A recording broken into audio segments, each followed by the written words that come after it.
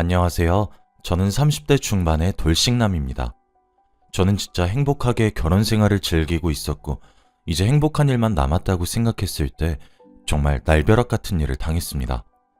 아마 제가 왜 이혼을 해야만 했는지에 대해 여러분들이 듣게 되신다면 정말 뒤로 넘어가는 듯한 기분을 느끼실 수 있을 것 같아요. 저는 아내가 지은 죄로 인해 정말 감히 설명하기 힘들 정도의 괴로움을 겪어야 했거든요. 제가 정말 웬만해서는 이해하고 넘어가려고 했지만 정말 그 자리에 있던 모두가 할 말이 없을 정도로 당황스러운 사건 때문에 저는 이혼을 결심하게 되었습니다.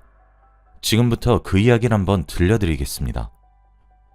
저는 20대 후반에 한 여자를 만나게 되었어요. 지인들의 모임에 참석했던 어느 날 우연히 만나게 되었고, 그 사람이 바로 제 아내였습니다. 저희는 처음 만나서 낯설었던 와중에도 얘기가 참 잘 통했어요. 그리고 무엇보다 저와 아내를 모임의 뒤풀이에 초대한 사람이 굉장히 밝고 명랑한 지인이었습니다. 그때 저와 아내 둘 다 솔로였어요. 그런데 지인이 저와 아내가 참 잘 맞겠다는 생각이 들어서 당사자였던 저희 모르게 아주 자연스러운 소개팅 자리를 만든 거였죠. 아내와는 통하는 부분도 많았어요. 아내는 여중, 여고, 여대를 나와서 그 나이가 되도록 남자를 한 명도 만나보지 못했다고 모태솔로라고 했고, 저도 남중, 남고, 공대를 졸업하면서 주위에 여자가 한 명도 없어서 마찬가지로 모태솔로였거든요. 그래서 그런지 저는 아내와의 연애가 매우 즐거웠고 보람찼습니다. 사소한 것에도 감동할 줄 아는 아내에게 저는 최고의 남자가 되어주고 싶었어요. 지금은 괜찮게 자리 잡아서 돈도 꽤나 벌고 있지만 당시엔 대학을 졸업한 지 얼마 지나지 않아 사실 연애가 사치였던 시기였습니다. 아내는 당시에 영어학원에서 학원 강사 일을 하고 있었어요. 아내는 그때도 제 취업 뒷바라지를 해주면서 제가 언젠가 자리를 꼭 잡을 것이 분명하다며 용기를 북돋아 주었죠. 나이는 동갑이었지만 저보다 훨씬 어른스러웠던 그녀에게 저는 약속을 했습니다. 제가 자리를 잡자마자 결혼을 하겠다고 말이죠. 아내는 그렇게 멋이 없는 저의 프로포즈에도 감동의 눈물을 흘릴 줄 아는 여자였습니다. 학벌도 괜찮았고 성적도 좋았고 저는 한 스타트업 회사에 수월하게 입사하게 되었죠. 사실 더 좋은 회사에 취직할 수 있었지만 자기 개발의 꿈을 포기하고 싶지 않았거든요. 요 몇 년간은 정말 자리 잡는 것이 힘들었습니다. 좋게 말해 도전이지 도박과도 다름없다 봐도 무방하네요. 저는 아내에게 조금만 더 돈을 모으고 안정적으로 가정을 꾸리자고 제안했고, 아내도 흔쾌히 받아들였어요. 그러던 어느 날 아내가 아무런 말도 없이 저를 찾아왔더라고요. 반가워서 한달음에 마중을 갔는데 아내는 저를 보자마자 눈물을 줄줄 흘렸습니다. 너무 놀라 무슨 일이냐는 제 말에 아내는 임신했다는 사실을 제게 고백하더군요. 얼떨떨했고 놀랐지만 그 후에 밀려온 감정들은 전부 기쁨이었어요. 아내를 얼싸안고 덩실덩실 춤을 추고 싶었죠. 아내에게 왜 우냐고, 당연히 나랑 결혼할 생각인 거 아니었냐며 어르고 달래니까 아내는 제가 아직 자리를 잡지 못해서 지우자고 할까봐 겁이 났었다며 그때부터는 또 안심이 된다고 펑펑 울더라고요. 우는 모습도 어찌나 이쁘고 사랑스러웠는지 모릅니다. 우린 그렇게 결혼 준비를 하게 되었어요. 거의 혼수가 아기와 다름이 없었죠. 아내 손을 꼭 붙잡고 함께 산부인과에 진료를 받으러 가기도 했고, 콩닥거리는 뱃속 아이의 심장 소리를 들을 때면 가슴 깊은 곳에서 무언의 감정이 벅차오르기도 했습니다. 임신은 아내가 했는데 제가 울컥해서 유난이란 소리도 참 많이 들었네요. 임신과 동시에 결혼을 한다는 소식을 지인들에게 전하자 축하를 위한 회식을 하기도 했습니다. 제게 술을 따라주던 직장 선배들은 제게 축하한다고 덕담을 한마디씩 건네왔어요. 또는 제게 짓궂은 농담을 던지기도 했죠. 저는 그런 모든 과정들이 부끄러웠고 쑥스러웠지만 자랑스러운 마음도 가득했습니다. 뭐 때문인진 몰라도 어깨에 힘이 들어가고 가슴이 활짝 펴지는 그런 느낌이었어요. 아내의 배가 불러오기 전에 서둘러 식을 올렸고, 식을 올리기도 전에 혼인신고부터 먼저 했습니다. 저희 두 사람은 많은 사람들의 환호와 축하 속에서 결혼식을 무사히 끝낼 수 있었어요. 신혼여행보다는 태교여행에 가까웠던 여행도 좋았어요. 밤마다 서서히 불러오는 배에 대고 인사를 건넸고, 쇼핑을 하러 가거나 장을 보러 가다가도 육아용품 코너가 보이면 발길이 떨어지질 않았어요. 그렇게 하나씩 사 모으다 보니 아기 방을 하나 꾸밀 정도로 물품을 사게 되었죠. 산부인과에서 산책을 권해서 저는 밤마다 아내와 손을 잡고 근처 공원을 거닐었습니다. 어느 여름날이었는데 아내와 쭈쭈바를 하나씩 입에 물고 걷다가 배드민턴을 치는 부자를 보게 되었어요. 그 모습을 보며 나도 아들과 배드민턴도 치고 축구도 하고 함께 야구장도 가야지 하며 상상도 했고, 와, 만약 딸이면 어떡하지? 시집 보내기 싫을 것 같은데 라며 기분 좋은 상상도 했어요. 그런 얘기를 꺼낼 때면 아내는 제 어깨를 툭툭 치며 벌써 김칫국부터 마신다고 활짝 웃더군요. 주위에서도 제가 유난이란 말을 종종 했고, 저는 그 말을 들을 때면 훈장이라도 받은 듯 더 유난스럽게 행동했습니다. 귀한 몸인 아내를 거의 업고 다니다시피 해서 처가댁과 저희 본가에서 손가락질 당하며 집안 어른들께 놀림받기도 했어요. 어느 정도였냐면 아내가 입덧을 했는데 저도 함께 입덧을 하게 되었었거든요. 그렇게 아이를 품은 지 10달이 지났습니다. 초음파를 통해 뱃속에 품은 아이가 딸이란 소식도 알게 되었죠. 주위에서 예비 딸 바보라 짓궂게 놀렸어도 제 입은 귀까지 찢어져 있었습니다. 출산날이 되었고 양가의 경사와도 같은 행사였어요. 병원에는 처가댁 어른들과 저희 부모님까지 가릴 것 없이 온 가족이 옹기종기 모였습니다. 아내의 출산이 임박했다는 소식에 전부 병원으로 달려온 것이었죠. 모두가 제 아내의 출산 성공 소식만을 기다렸습니다. 그런데 아내는 첫 출산이기도 해서 그런지 무척 긴장했던 모양이었나 봐요. 출산 과정에서 호흡이 고르지 않고 숨을 제대로 쉬지 못한다며 보호자인 남편분은 빨리 출산실로 들어오라고 하더군요. 저는 그 말에 사색이 된 채 정말 뛰어들어가서 출산실로 들어가 눈물을 흘리면서 제정신을 차리지도 못하는 아내의 얼굴을 그저 쓰다듬으며 조금만 힘내라고 응원을 해주었고 손을 꼭 잡아주었습니다. 제가 들어가고 나서 얼마나 시간이 흘렀을까? 아내는 딸을 무사히 출산하는 데에 성공했어요. 그런데 보통 출산을 하게 되면 의사와 간호사들이 축하한다는 말을 건넨다고 어렴풋이 건너 들어서 알고 있는데 출산실에는 정적이 흐르더군요. 그러고 나서 생각해보니 생각보다 정적의 시간이 길었던 것도 같았어요.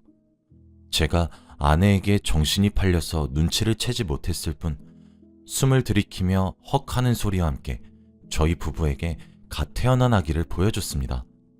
신생아를 보고 있으니 왜 출산실에 정적이 흐르게 되었는지 단번에 알게 되었죠.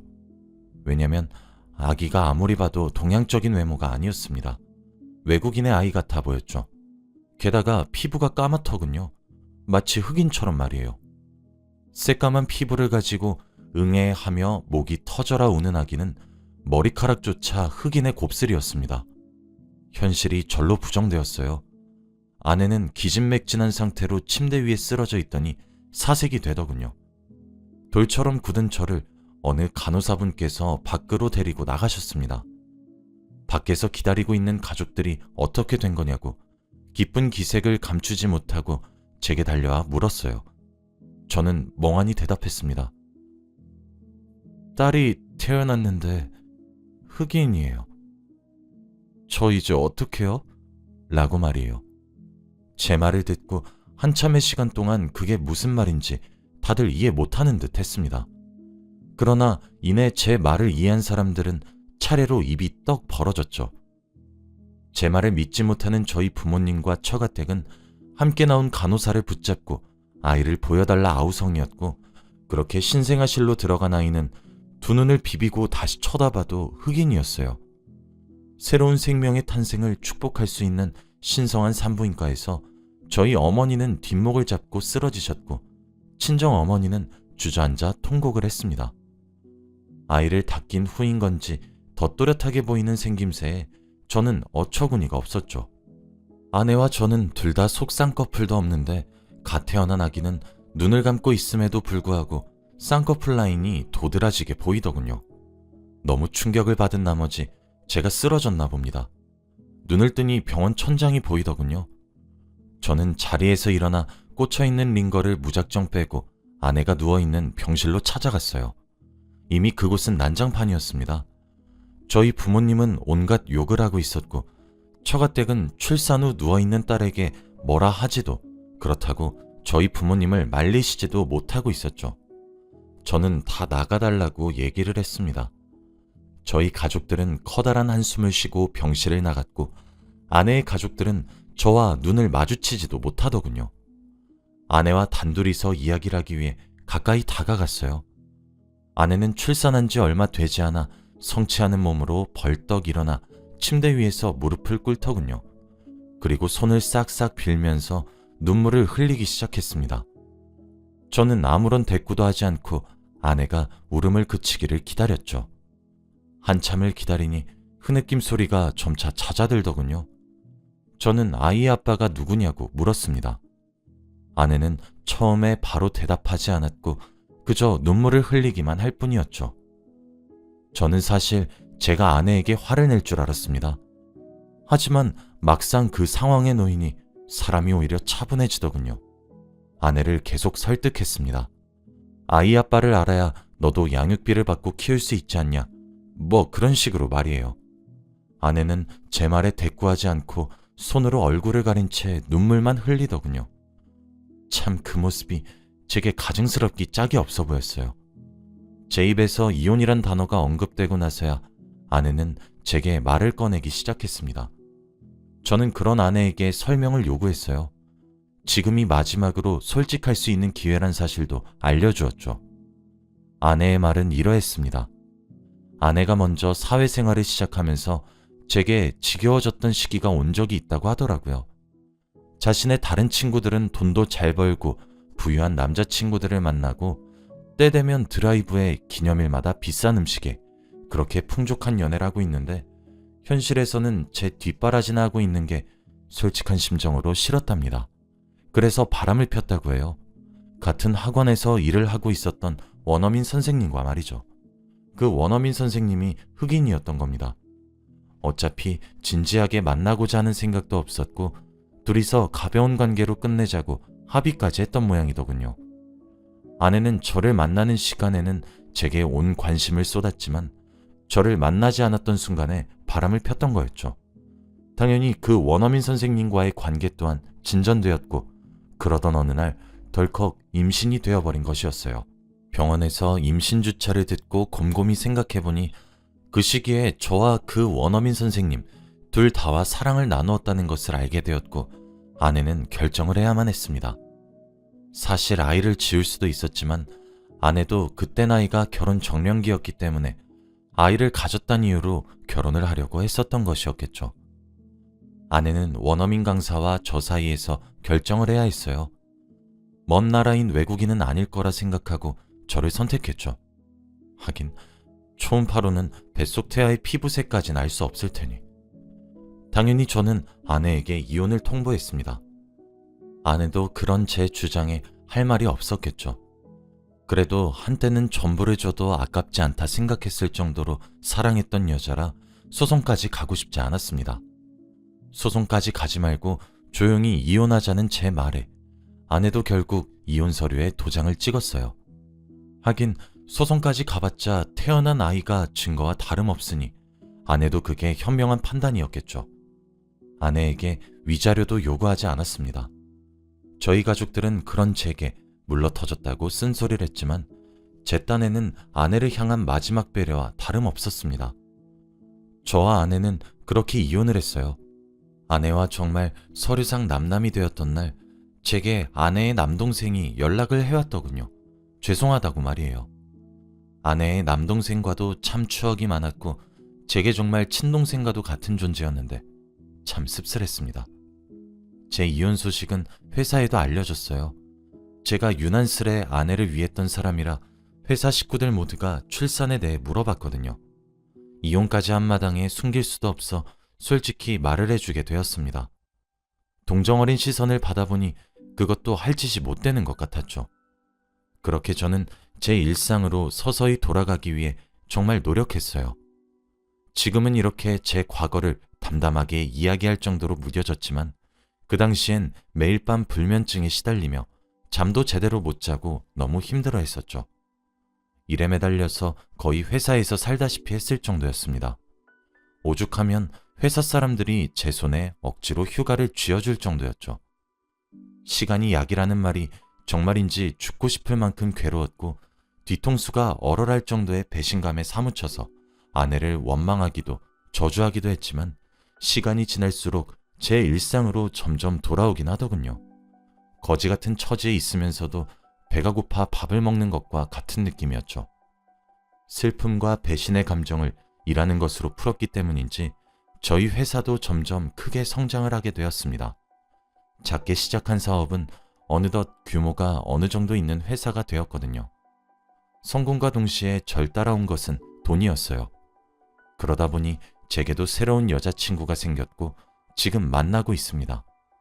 제 과거를 알고 있는 사람이고 제 과거를 말을 하니 눈에 눈물을 글썽거리며 저를 위로해준 심성이 정말 착하고 아름다운 여자예요. 이 여자와는 결혼까지도 갈 수 있을 것 같아요. 어찌되었든 저는 제 갈 길을 잘 걸어가고 있고 과거를 묻어두고 열심히 삶을 살아가고 있습니다. 그런데 지금으로부터 한 달 정도 전쯤 모르는 번호로 전화가 한 통 제게 걸려오더군요. 전화를 받았더니 상대방은 전 아내였습니다.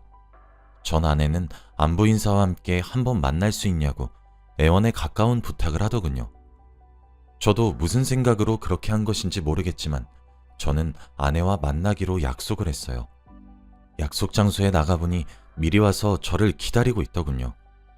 제 성공 소식이 전 아내에게 들려서 제가 연락해온 것인지는 여전히 알 수 없습니다. 하지만 전 아내는 그날 제게 재결합을 권유하더군요. 자기가 낳은 아이도 걱정하지 말라며 친정에서 키워주기로 했다고 하면서 말이에요. 어떻게 소식이 전해진 것인진 몰라도 아내가 원래 일을 하고 있던 영어학원에서 소문이 났나 봅니다.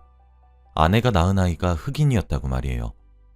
그날 병원에 아내의 직장 동료가 우연히 본 것인지 뭔지 학원에 그 소문이 한 바퀴 돌았고 이내 그 소식들은 학생들 귀에도 들어갔나 보더군요.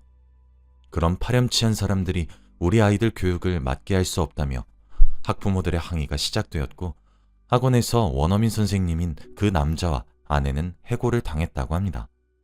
동네 학원이었기 때문에 아내의 이야기는 점점 소문이 나서 아내의 친정 식구들은 결국 이사까지 감행해야 할 정도였다고 하더라고요. 물론 그 원어민 선생님도 그런 구설에 시달리면서 충격을 크게 받은 건지 본인의 나라로 돌아갔다고 했습니다. 그렇게 다 잃어보고 나니 제 생각이 그렇게 났다고 했죠. 염치 없지만 한 번의 기회를 다시 주면 안 되겠냐고. 평생 동안 자신이 낳았던 그 흑인 아이는 제 눈앞에 나타나지 못하도록 할 테니 걱정 말라며 이제 자신에게 남은 사람은 저 하나뿐이라며 울고불고 빌면서 매달리더군요. 감정에 호소하며 제게 매달리는 전 아내를 보고 있으니 정말 괴물처럼 느껴졌습니다. 제가 알던 그 사람이 맞나 싶더군요. 저는 당신이 고통을 겪고 나니 나에게 빌러온 것이냐며 화를 냈습니다. 모든 사실을 알고 난 이후 화 한 번을 제대로 내지 못했었는데 미안하다며 제게 손을 뻗어오는 전 아내의 모습을 보며 저는 지금 결혼을 염두에 두고 있는 사람이 있고 지금 당신이 겪고 있는 고통은 본인이 스스로 만들어낸 고통이라 못을 받고 그 자리를 떠났습니다. 처음 헤어졌던 전 아내에게 연락이 왔을 때 그리고 그 약속 장소에 나가기까지 저는 왜 휘둘리고 있는지 뭘 얻고 싶어서 그 사람 얼굴을 보러 나가는 것인지 이해할 수 없었는데 아마 화를 한번 내고 싶었던 것 같아요. 전 아내에게 쓴소리 한번 크게 하고 나니 속이 후련해지더라고요. 아마 전 아내는 앞으로도 고통에 시달리며 살게 되겠죠. 인종이 다른 아이가 자라면서 받을 차별과 그로 인한 상처들에 슬퍼할 것을 생각하면 불쌍하지만 제 전 아내가 지은 죄니 스스로 마무리하겠거니 싶습니다. 제 이야기는 여기까지예요. 제가 생각했던 30대에는 희망과 기쁨이 가득할 것이라고 생각했었는데 실제로는 지옥과도 같았습니다. 10길 물속은 알아도 한길 사람 속은 모른다고 하더니 헤어진 아내가 참 무섭게도 불쌍하게 느껴지네요. 여러분들은 제 전 아내처럼 결혼을 하게 될 예비 배우자에게 신뢰를 깨는 행동을 하지 마셨으면 좋겠어요. 물론 그것은 당연한 행동이지만 말이에요. 긴 이야기를 들어주셔서 감사합니다. 혹시라도 저처럼 기가 막힐 정도의 커다란 충격을 겪으신 분들도 꼭 힘을 내시길 바라며 본인을 위한 삶을 살려고 노력하시길 바랍니다. 시간이 약이란 말은 정말이었거든요. 감사합니다.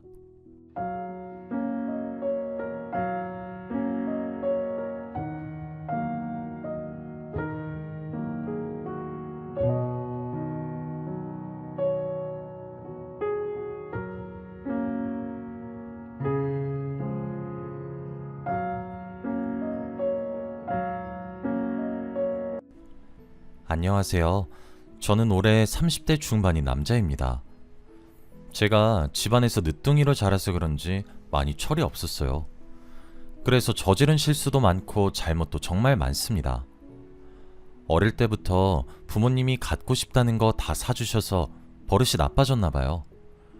가지고 싶은 건 꼭 가져야 하는 성격이었고 욕심이 정말 많았습니다.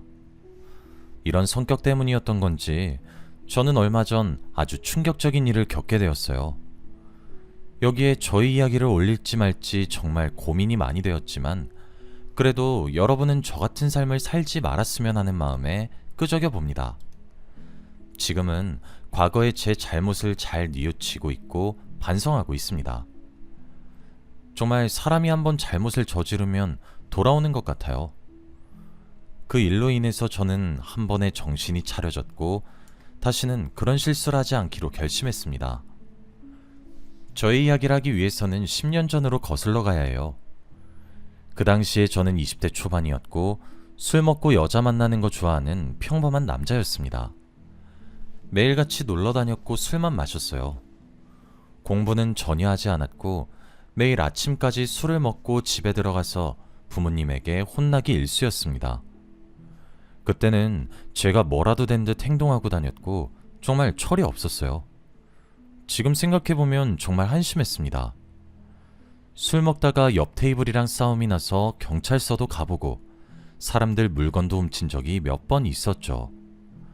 그럴 때마다 부모님은 경찰서에 오셔서 죄송하다고 90도로 허리를 굽혀 저 대신 사과를 하셨어요. 어느 날은 울면서 제 손을 잡고 제발 그만 사고치고 다니라고 하더라고요. 하지만 저는 막둥이였고 또래 친구들 부모님에 비해 저희 부모님이 연세가 더 많은 것도 싫었습니다. 그래서 부모님 말을 더 안 들었던 것 같아요. 그렇게 저를 설득하실수록 더 엇나갔습니다. 매일 술 먹고 다니면서 친구들을 만나는 건 물론이고 여자들도 두루두루 만나고 다녔어요. 여자를 쉽게 만나고 쉽게 헤어졌고 진정한 사랑은 없는 줄 알았습니다. 20대 초반은 허무하게 보냈던 것 같아요. 그런데 저에게 한 여자가 나타났습니다. 저는 첫눈에 반했고 무언가 홀린 듯이 그 여자에게로 가서 바로 전화번호를 물어봤어요. 언뜻 봐도 20대 후반 정도 되어 보이는 나이였는데 한참 어린 제가 전화번호를 물어보니까 피식 웃으면서 나 나이 좀 많은데 괜찮겠어? 라고 하더군요. 저는 그런 거 전혀 상관없었고 전화번호를 계속 달라고 했습니다. 그 여자분은 저를 귀엽다는 듯이 한번 쳐다보시고는 전화번호를 주셨죠. 저는 집으로 돌아가자마자 바로 연락을 했고 데이트 날짜를 잡았습니다. 데이트 당일날 누나는 자기 차를 끌고 왔더라고요. 완전 삐까뻔쩍한 스포츠카였고 선글라스를 쓴 채로 운전을 했습니다. 너무 멋졌고 듬직했어요. 누나가 짠 데이트 코스를 따라 이리저리 다녔습니다. 그리고 그때 누나가 나이를 공개했어요. 많아도 20대 후반인 줄 알았던 누나는 30대 중반이었습니다. 저와 띠동갑이 넘는 나이 차이였어요. 정말 충격적이었지만 그래도 그땐 이미 누나한테 반했을 때라 오래 생각하지 않았습니다. 한 번도 여자에게 첫눈에 반한 적이 없었으니까요. 누나는 멋지게 외제차를 끌면서 저에게 멋진 여자친구가 되어주었습니다. 누나를 만나면서 철이 조금 들었던 것 같아요. 안 해본 공부도 조금 하기 시작했고, 그래도 너무 어린애처럼 보이고 싶지 않아서 아르바이트도 여러 개 했습니다. 그런데 제가 일을 열심히 해도 누나의 재력에 비하면 세 발의 피였어요. 누나는 돈도 많았고 얼굴도 무지하게 예뻤습니다. 저와 데이트를 하면 누나가 무조건 계산을 했고, 데이트를 하지 않는 날이면 저에게 매일 용돈을 보내주었어요. 제가 산다고 해도 뜯어 말리면서 학생이 무슨 돈이 있어 라고 했습니다. 제 스스로가 너무 어린애 같아서 한심하긴 했지만, 그래도 한편으로는 누나가 너무 멋졌습니다. 제 인생은 누나에 따라 움직였고 제 삶의 큰 부분을 차지했죠. 친구들도 제가 누나 같은 여자친구가 생긴 거를 부러워했고, 저도 친구들의 부러움을 사는 게 좋았습니다. 친구들과 함께 있으면 누나가 몰래 와서 우리 테이블을 계산해주고 간다거나 친구들 집에 데려다주는 택시비까지 다 쥐어줬어요. 그리고 백화점에서 저에게 옷이랑 신발 등등 다 사주었습니다. 그렇다 보니 저는 누나 없이는 아무것도 못하는 인간이 되고 말았죠. 저는 주인 기다리는 똥개 마냥 매일 누나만 쳐다봤고 기다렸어요. 누나가 나오라고 하면 5분 안에 준비해서 잽싸게 나갔고, 누나가 이거 하라고 하면 그게 뭐든 고민도 하지 않고 바로 했습니다. 저희 부모님은 매일 사고만 치고 다니던 애가 여자를 잘 만나서 철이 들었다고 좋아하셨어요. 사고도 안 치고 술도 적게 먹으니까 제 여자친구를 좋아하셨습니다. 나이 차이를 듣고 물론 놀라긴 하셨지만 좋은 사람인 것을 아시니 반대는 안 하셨죠. 그렇게 한 1년 넘는 시간 동안 연애를 한 것 같아요. 그동안 제 사랑은 초반보다 더 커졌고 누나와 결혼을 하고 싶었습니다. 평생 누나 옆에서 이렇게 살고 싶었거든요. 누나 옆에 있다면 근심 걱정 없이 살 줄 알았습니다. 그런데 얼마 후 아주 충격적인 내용을 알게 되었어요. 누나가 바로 유부녀였습니다. 우연히 알게 된 사실이었지만 누나 휴대폰에 남편이라고 저장된 사람을 보게 되었어요. 누나와 사귀면서 휴대폰을 보려고 하면 누나가 뜯어말리길래 항상 의심은 하고 있었습니다. 그래도 다른 남자와 바람을 피우는 줄 알았지 가정이 있는 여자인 줄은 꿈에도 몰랐어요. 저는 그 사실을 알자마자 누나한테 따졌습니다. 당장 설명하라고 화를 미친 듯이 냈어요. 사귀면서 단 한 번도 언성을 높인 적이 없었던 저였는데 그날 처음으로 큰 소리를 냈습니다. 그 모습에 누나도 놀랐는지 당황하면서 설명하더라고요. 그런데 누나는 남편이랑 어차피 이혼할 거라면서 걱정하지 말라고 하더라고요. 내가 유부녀라고 해서 달라지는 건 없어. 어차피 남편이랑 이혼할 거고 이혼하자마자 우리 결혼하자. 아이도 없어서 이혼 금방 해. 애초부터 사랑 때문에 한 결혼도 아니었고. 누나는 말끝을 흐렸고 저는 사랑 없이 한 결혼이라는 말에 조금 의아해했지만 그때는 이것저것 따질 여유가 없었어요. 그리고 누나 말로는 남편이 무정자증이라서 남자 구실도 제대로 못한다고 했습니다. 그래서 이혼을 결심했대요. 누나는 몇 시간 동안 저를 설득했고 저는 고민했습니다. 처음에는 유부녀와 사귄다는 것이 굉장히 잘못된 행동이라고 생각했어요.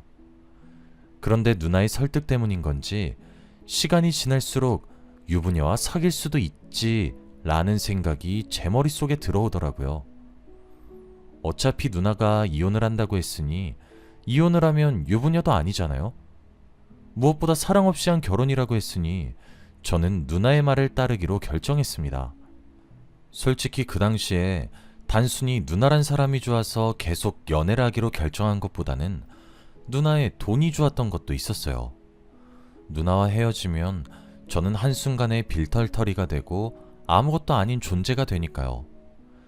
그게 너무 두렵고 걱정이 되어서 연애를 계속하기로 결심했습니다.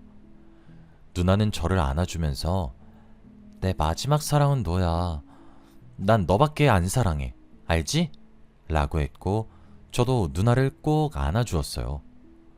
그런데 누나의 남편은 평범한 사람이 아니었습니다. 누나 이야기를 해보니 의사라고 하더라고요. 남편네 집안이 대대로 의사 집안이라고 했습니다. 지금은 비뇨기과에서 의사 일을 하고 있다고 했죠. 누나가 의사 남편과 함께 살다가 저 같은 사람을 만나고 있다고 하니 정말 놀랐어요. 아무 직업도 없는 저는 누나의 남편의 직업을 듣고 기가 죽긴 했습니다. 그리고 누나한테 조금 고마웠어요. 의사 남편이면 사모님 소리 들으면서 살 수 있을 텐데 그 삶을 포기하고 아무것도 아닌 저와 살겠다고 하니 저를 많이 좋아하는구나 싶었어요. 제가 의문을 가지면서 누나에게 왜 의사 남편을 두고 저와 결혼하고 싶냐고 물으니 그때마다 누나는 당연히 네가 너무 좋으니까 그렇지 라는 좋은 말을 해주었고 그 말을 들으면 기분이 너무 좋아졌습니다. 저는 누나가 얼른 이혼을 하고 저와 결혼할 날만 기다렸어요. 그런데 누나는 이혼을 얼른 하지 않았습니다. 제가 계속 재촉하면 말도 안 되는 핑계를 대면서 조금만 더 기다리라고 했고 저는 마치 의리된 것처럼 누나의 이혼을 기다릴 수밖에 없었어요. 초반에는 몇 달 뒤에 이혼을 하겠다고 했었는데 시간이 점점 지나면서 결국엔 몇 년이 흘렀습니다. 그동안 누나는 이혼을 하겠다 말만 하고 정작 행동으로 옮기진 않았어요. 저와 누나는 거의 10년이 다 되어가는 동안 비밀 연애를 했고 저도 더 이상 참을 수 없었습니다. 항상 저와 같이 있을 땐 남편이라 저장되어 있는 전화번호로 전화가 왔지만 제가 옆에 있다는 사실이 티가 나면 안 된다고 했고 그때마다 저는 숨죽이고 있었죠. 그리고 항상 비밀리에 만났고 남편에게 불륜 증거가 잡히면 이혼 소송할 때 힘들다고 했습니다. 저는 내키지는 않았지만 누나의 뜻대로 했어요. 하지만 저도 이제 30살이 넘었고 더 이상 누나를 기다려줄 수 없었습니다. 저도 집에서 이제 장가를 가라고 부추겼고 누나도 나이가 어느 정도 차서 다른 여자를 만나던지 누나와 당장 결혼식을 올리던지 택해야 했죠. 그래서 오히려 당당하게 나가기로 했습니다. 저는 누나 남편이 일하는 병원으로 갔어요. 환자 입장으로 가서 이것저것 검사를 받았습니다. 누나의 남편을 처음 보는데 굉장히 잘생기셨더라고요. 솔직히 연예인을 해도 손색이 없는 외모였습니다. 같은 남자가 봐도 정말 놀랄 정도였죠. 환자인 저를 검사해 주시는데 성격도 좋으시고 말도 잘하셨어요. 제가 기가 다 죽을 정도였죠. 이런 남자를 두고 저와 만나는 누나가 오히려 신기할 정도였습니다. 저에게 웃으면서 다정히 대해주시는데 어찌할 바를 모르겠더라고요. 그래도 검진 결과를 듣는데 저에게 칭찬을 해주셨습니다. 보통 남자들에 비해서 정자가 활발한 남자라고 했죠. 그러면서 저에게 부럽다고 했습니다. 자기는 보통 사람들에 비해 정자가 활발하지 못하다고 하더라고요. 저는 굉장히 자신감이 솟아올랐고 그 병원에 주기적으로 방문했습니다. 지금부터 관리하고 싶다며 한 달에 한 번 이상은 꼭 갔어요. 저와 말도 잘 통하고 성격도 좋으셔서 갈 때마다 환자와 의사보다는 형 동생으로 이야기를 많이 했어요. 그래서 저에 대해서 많이 이야기도 했죠. 그리고 띠동갑 이상의 연상연하 커플은 어떻냐 등을 말하면서 당신의 아내와 제가 만나고 있다는 것을 어필했습니다. 지금 생각해보면 정말 철이 없었고 유치했던 것 같아요. 제가 누나에 대해 말할 때마다 조금 흠칫거리면서 당황하시긴 했지만 그래도 항상 좋게 말씀해 주셨어요. 응원한다고 하면서 말이죠. 저는 누나한테도 다 말했습니다. 사실 누나 남편네 병원 몇 달째 다니고 있다고 하면서 말이죠. 누나는 화를 미친 듯이 내면서 저보고 네가 거기가 어디라고 가? 라고 했어요. 솔직히 왜 그렇게까지 막는지 너무 답답했습니다. 어차피 이혼할 사이고 저와 결혼할 사이인데 말이죠. 누나는 다시는 거기에 가지 말라고 했고 저도 더 이상은 참을 수 없어서 똑같이 화를 냈어요. 그러다 보니 처음으로 둘 다 언성을 높이고 물건을 집어던지면서 싸웠네요. 저는 도저히 화를 주체할 수 없어서 누나네 남편 병원으로 갔습니다. 그리고 제가 당신 와이프와 불륜을 저지르고 있다고 다 말했어요. 될 대로 되라는 마음으로 다 밝혔습니다. 누나의 남편은 당황을 하면서 장난치지 말라고 했고 믿지 않길래 증거 내용을 다 보여줬습니다. 그리고 그 사람은 쓰고 있던 안경을 벗으면서 한숨을 쉬었죠. 그러면서 이혼을 하겠다고 순순히 말을 했습니다. 자기는 잃을 것 없다고 했죠. 알고 보니 이미 누나가 불륜을 저지르고 있다는 것을 알고 있었다고 합니다. 상대 남자가 누군지는 몰랐지만 이미 집안에 소문이 다 퍼졌대요. 그래서 누나의 남편은 뜸을 들이고 있었답니다. 어차피 피해자는 자신이고 바람을 피우는 건 누나니까 잃을 게 없대요. 오히려 쿨하게 나오는 의사를 보고 조금 당황스럽긴 했지만 그래도 깔끔하게 정리를 해서 다행이라고 생각했죠. 누나와 이혼을 한다고 했고 저는 누나와 결혼할 생각에 들떴습니다. 그런데 저에게 한마디를 하더라고요. 당신 그 여자와 결혼하면 무조건 후회할 거예요.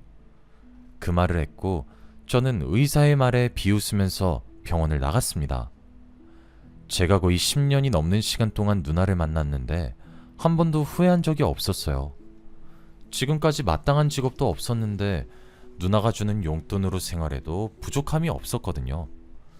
그래서 결혼해서도 당연히 이런 삶을 살 줄 알았습니다. 그런데 결혼은 쉽지 않았어요. 누나네 집안에서 극구 반대를 했거든요.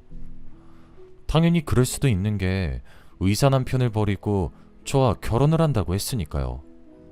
누나네 집안에서는 불륜이 뭐가 자랑이냐고 당장 헤어지라고 했고 지금 당장 김서방한테 가서 잘못했다고 무릎 꿇고 싹싹 빌라고 했습니다.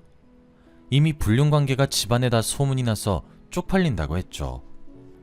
누나와 저는 끈질긴 설득을 했지만 결국 마음을 돌려주지 않으셨기에 야반도주를 선택했습니다. 그냥 최대한 저희를 모르는 사람들로 가득한 곳으로 도망쳤고 거기서 새 출발을 해야 했어요. 원래 살던 곳보다 노후한 곳으로 가긴 했지만 드디어 누나와 둘이서 살게 된다는 것이 행복했죠. 이제 제대로 결혼을 준비하려고 했습니다. 저는 이제 듬직한 남자가 되고 싶어서 누나에게 저만 믿으라고 했죠. 그런데 저희가 있는 곳은 어떻게 알았는지 누나의 전 남편이 찾아왔습니다. 저와 긴히 할 이야기가 있다고 하면서 말이에요. 누나에게 말은 하지 말고 조용히 이야기하자고 했습니다. 저는 또 결혼을 하면 안 된다는 말을 할 게 뻔했기에 되돌려 보내려고 했어요. 그런데 그 사람의 눈빛이 무언가 비밀을 말할 것 같은 눈빛이었어요. 결국 속는 셈 치고 그 사람과 이야기를 나누어 보기로 했습니다. 저희는 한 카페에서 만났고 커피를 2잔 시켜 앉아 있었죠. 그 사람은 계속 뜸을 들이고 있었고 커피만 마시더라고요. 그렇게 한 30분 정도 흘렀고 누나의 전 남편은 커피 한 잔을 다 마셨습니다. 그리고 이야기를 하더라고요. 그런데 그 사람은 정말 충격적인 말을 했습니다. 바로 누나와 그 남자는 계약관계라고 했거든요. 정말 충격적이어서 말이 나오지 않았습니다. 계속 들어보니 그 남자는 동성애자라고 해요. 그런데 집안에서 명성을 위해 결혼을 해야 한다고 했고 선자리를 여러 군데 나갔대요. 그때 선자리에서 만난 한 여자가 바로 누나라고 합니다. 누나도 돈만 필요했고 딱히 사랑은 원하지 않았대요. 그래서 누나는 의사 남편의 돈을 얻고 그 남자는 사회적 명성을 얻는 관계로 계약을 했답니다. 하지만 계약 조건에 절대 다른 남자를 만나서는 안 된다고 했대요. 그 집안이 워낙 그런 거에 예민하고 사건 사고가 많아서 들키는 순간 바로 이혼이라고 했습니다. 그리고 불륜을 하면 집안 이미지 망가진다고 절대 안 된대요. 그래서 돈은 부르는 대로 항상 다 줄 테니 절대 남자를 만나면 안 된다고 신신당부했답니다. 누나도 당연히 그 말에 동의를 했고 사인까지 했다더군요. 그런데 규칙을 어기고 저와 만났던 거고 워낙 만난 기간이 길다 보니 이미 집안에는 소문이 자자하다고 해요. 어차피 그 의사는 누나를 좋아하지 않고 있었기에 피해자 코스프레를 하며 이혼을 할 수 있었고 이혼과 동시에 남자를 몰래 만날 수 있으니 자유로운 몸이 된 것이죠. 그리고 더 놀라운 사실은 누나가 돈이 없다는 거였습니다. 저에게 매일 용돈을 주고 옷 사주고 밥 사주고 했던 돈이 다 의사 남편의 돈이었던 거였죠. 그래서 저보고 앞으로 고생 많이 할 거라고 했습니다. 누나는 어차피 불륜이 들킨 마당에 이혼은 당연하다고 생각했고 기생충처럼 빌붙을 사람이 필요해서 저를 택한 거래요. 그러면서 누나는 저를 사랑한다고 착각하지 말라고 했고 결혼도 포기하라고 했죠. 저는 그 말에 엄청난 충격을 받았고 그 남자는 저를 두고 돌아갔어요. 그리고 저는 믿지 않으려고 했습니다. 10년 동안 누나 옆에 있었던 결과 전혀 그런 모습이 없었거든요. 그리고 빚이 잔뜩 있고 돈이 없다는 게 전혀 믿기지 않았습니다.